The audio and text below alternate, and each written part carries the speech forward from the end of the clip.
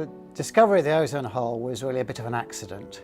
We didn't mean to discover it. We had a long run of ozone data from the Antarctic, and I noted that the most recent data seemed to be lower than 20 years ago, and I just followed that up and eventually showed it was systematic. Each year was lower than the previous one.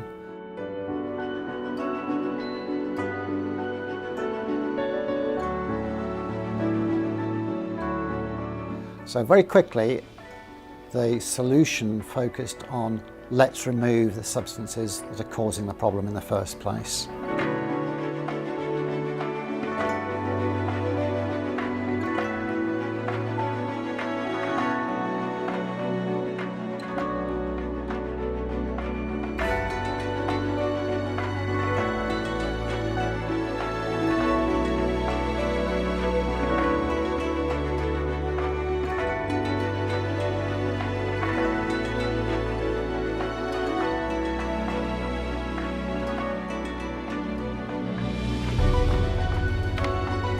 What we're trying to do is to understand how the ozone layer is evolving.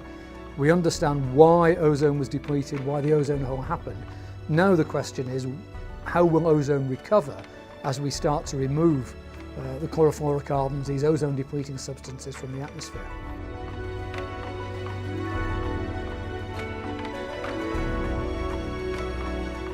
If we bring science, policy, finance, technology together, then you can actually solve these complicated problems.